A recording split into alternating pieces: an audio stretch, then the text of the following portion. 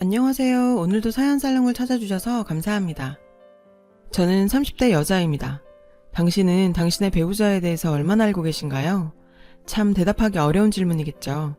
드라마나 영화에서나 보던 범죄의 피해자가 된 제 이야기를 한번 해볼까 해요. 대학 졸업 후 사회생활 2년 만에 모든 걸 내려놓고 갑작스레 필리핀으로 어학연수를 떠나게 되었죠. 사실 어학연수는 도피를 위한 핑계였을 뿐이었어요. 좁디 좁은 취업의 문을 뚫고 들어간 회사는 그저 또 다른 지옥이 기다리고 있었어요. 회사에서 잘 보이기 위한 노력은 제 생각과는 다르게 칭찬을 듣기는커녕 여직원들에게는 여우년이라 불리고 남자 상사들에게는 성희롱의 대상이 되었어요. 어렵게 들어간 회사를 2년 만에 그만둘 만큼 정신적으로 지쳐있던 저는 재충전의 기회가 필요했고 필리핀에서 어학연수를 하면서 재취업을 시도해보기로 했습니다. 대학 4년부터 취업 준비, 사회생활까지 바쁜 경쟁 속에서 살던 저에게 필리핀은 생애 처음 완벽한 자유를 느끼게 해줬죠. 평소에 부족했던 영어도 공부하고 새로운 사람들과 어울리면서 한국에서 힘들었던 시간을 잊어가며 상처를 점점 치유해가고 있었는데 저에게 가장 결정적인 역할을 했던 한 남자가 있었어요. 어학원에서 한국인 매니저였던 그는 첫날부터 제 마음을 사로잡았는데요. 필리핀 세부공항에 도착한 저는 생애 처음 와보는 외국이라 모든 게 무섭고 어려웠어요. 픽업 장소를 찾지 못하고 공항 여기저기 헤매고 있었죠. 누가 건들면 금방이라도 눈물이 쏟아질 것 같던 저에게 공항 밖에 대기하던 택시기사들은 계속 자기 차를 타라며 제 캐리어도 차에 실으려고 하는 통에 멘탈까지 나갈 지경이었는데 누군가 제 이름을 부르며 달려왔어요. 지연씨? 지연씨? 저를 픽업 나왔던 매니저인 그 남자는 제 짐을 실으려 하는 택시기사를 가로막아 섰고 저는 온갖 감정에 휩싸이면서 그 자리에 주저앉아 울어버렸어요. 첫 만남부터 찌질하게 눈물 콧물 흘리면서 우는 모습을 보여주면서 저희의 인연은 시작되었어요. 울고 있는 저를 달래며 너무 나오지 않으셔서 직접 찾으러 다녔다더군요. 공항을 울먹대며 배회하고 있는 저를 보고 왠지 명단에 적힌 김지연이 맞을 것 같다는 생각을 했답니다. 첫 만남이 임팩트 있어서 그런지 그에게 뭔가 모를 친밀감이 들었고 두렵기만 했던 어학연수 생활은 매니저였던 그가 있었기에 든든했어요. 휴양지로 유명한 세부답게 평일에는 영어 공부하고 주말에는 여러 섬을 돌면서 스노클링도 즐기고 다이빙도 즐기며 세부 생활에 적응할 때쯤 한국인 매니저들과 함께 카모테스라는 섬에 단체 여행을 가게 되었어요. 강렬한 첫 만남 이후 마음속에 그를 품고 있었던 저는 그와 함께 가는 여행이 설레었습니다. 카모테스에서 즐겁게 시간을 보낸 뒤 숙소에서 술자리가 한참 무르익었을 때 잠깐 바람을 쐬기 위해 밖으로 나온 저는 담배를 피는 그를 만날 수 있었어요. 평소에 담배를 극혐하던 제가 담배 피우는 모습마저 멋있어 보이는 걸 보니 제 눈에 콩깍지가 쓰인 게 확실한 것 같았네요. 그에게 용기 내서 해변 한 바퀴 걷지 않겠느냐며 제안했고 해변을 걸으면서 많은 대화를 나눴어요. 그러면서 제 관심을 표현했는데 놀랍게도 그건 저만의 마음은 아니었어요. 그도 역시 저에게 관심이 있어 표현하고 싶었지만 매니저인 본인이 학생과 썸을 탄다는 게 조금 부담스러웠다고 말했어요. 카모테스 밤하늘에 쏟아지는 별을 바라보며 마음을 확인한 저희는 커플이 되었습니다. 매니저와 학생의 신분? 문제로 의도치 않은 비밀 연애를 시작하게 되었어요. 그렇게 3개월이 흘러 무사히 어학연수를 마친 저는 완벽히 재충전을 마치고 한국으로 돌아오게 되었습니다. 그리고 그 역시 얼마 지나지 않아 한국으로 들어오게 되었고 더 이상 숨길 이유가 없었던 저희는 한국에서 1년간의 뜨거운 연애 끝에 결혼하게 되었어요. 시어머니의 반대가 있긴 했지만요. 한국으로 돌아온 남편은 필리핀에서의 경험을 살려 작은 유학원을 차렸습니다. 결혼 후 함께 유학원을 운영했어요. 누군가의 밑에서 일하는 게 아닌 내 일을 한다는 게 책임감도 들었고 힘들긴 했지만 담당하는 유학생들이 하나 둘 늘어나면서 쉬는 날 없이 바쁜 생활에 정신없는 나날들을 보내고 있었어요. 결혼 당시 별 이유도 없이 저를 반대했던 시어머니께서도 결혼 후 사업이 잘 되자 저와의 관계도 많이 좋아졌어요. 하지만 승승장구만 할 줄 알았던 유학원 사업은 참 어처구니 없는 일이 생기면서 하락세를 걷기 시작했죠. 당시 국내 유학원 중 업계 1위를 달리던 회사인 유학땡땡이 갑작스럽게 부도 처리가 되면서 200여 명의 유학생 피해자를 만들었거든요. 저희랑 전혀 관계없는 회사였지만 많은 유학생들이 유학원에 대한 이미지가 안 좋아지면서 유학생들의 발길이 끊어지는 걸 넘어 심지어 이미 유학가 있는 학생들의 환불 요청까지 쇄도하고 엄청난 타격을 받게 됐어요. 저희가 아무리 설명을 해도 업계 1위가 그렇게 부도당하는 걸 본 유학생들의 마음을 돌리기는 쉽지 않았습니다. 정말 큰 손해를 감수하고 환불해줄 수밖에 없었어요. 그때까지만 해도 시간이 지나면 문제는 해결될 거라고 생각했어요.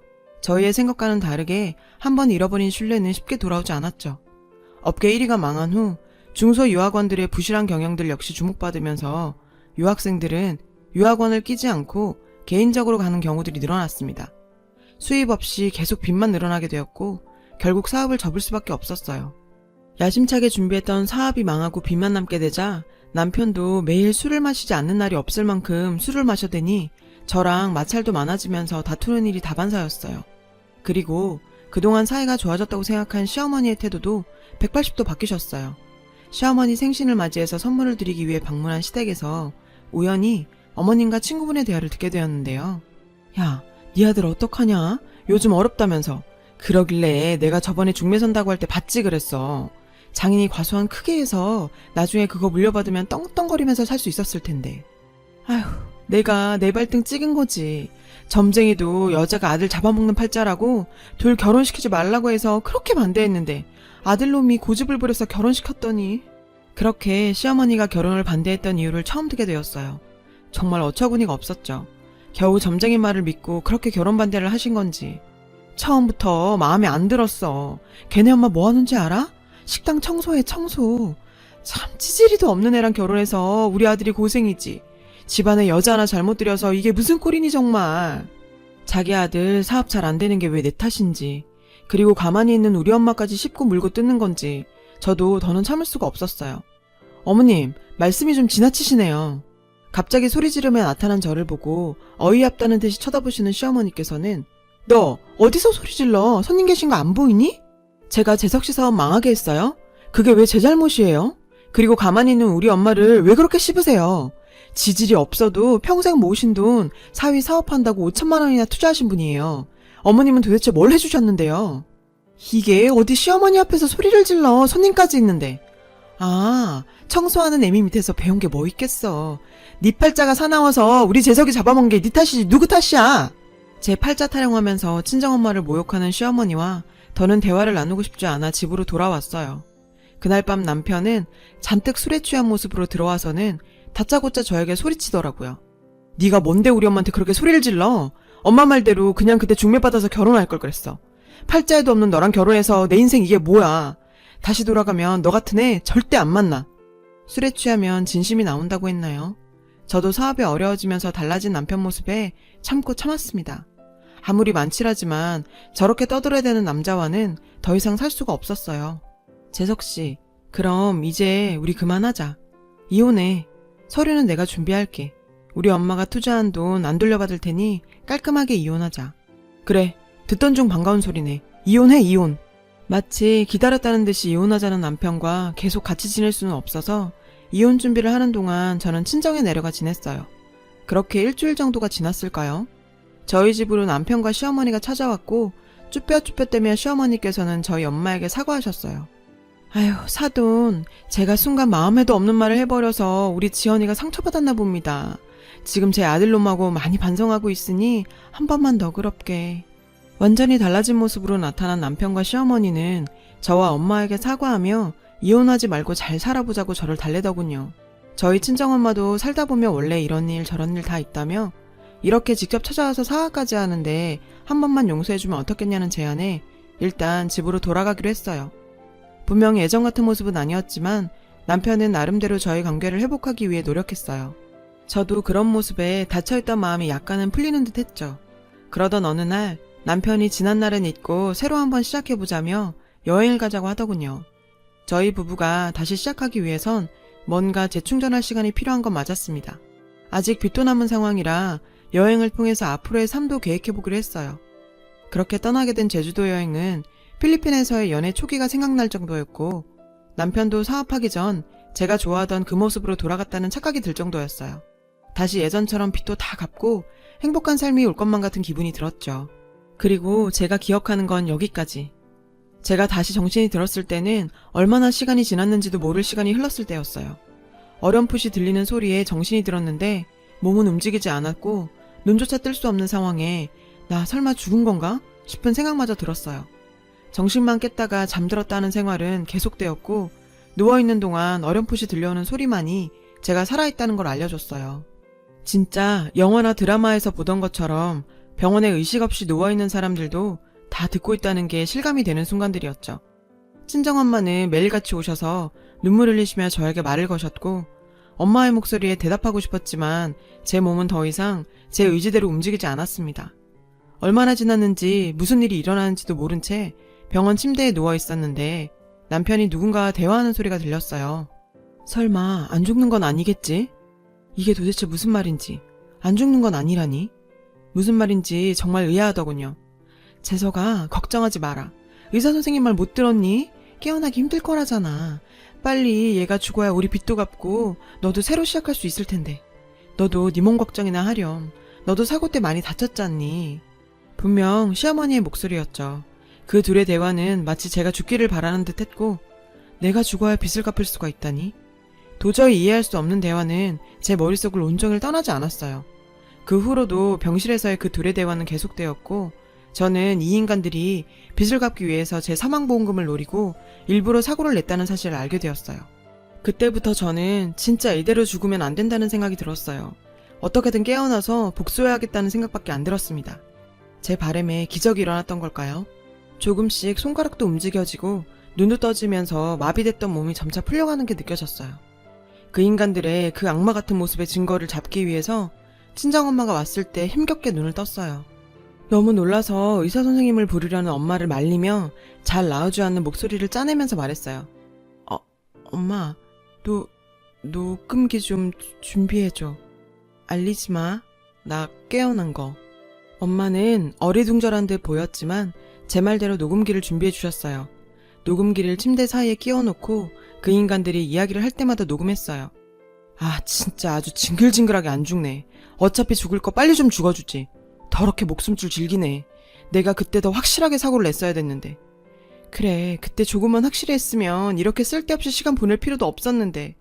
제가 깨어난 걸 꿈에도 모르던 그 인간들은 갈수록 노골적으로 제가 죽기를 바랐지만 이미 저는 완전히 깨어났는데 말이죠. 어느 날 제가 깨어났다는 소식에 헐레벌떡 그 인간들이 병실로 뛰어왔고 제가 깨어나 앉아있는 모습에 그 둘은 사색이 되었었는데요. 자기랑 어머님은 표정이 왜 그래? 나 깨어났는데 안 기뻐? 기쁘지. 기뻐. 정말 다행이다. 아, 당신이랑 시어머니가 기쁠 리가 없지. 내가 죽어야 내 사망보험금 받을 수 있었을 텐데.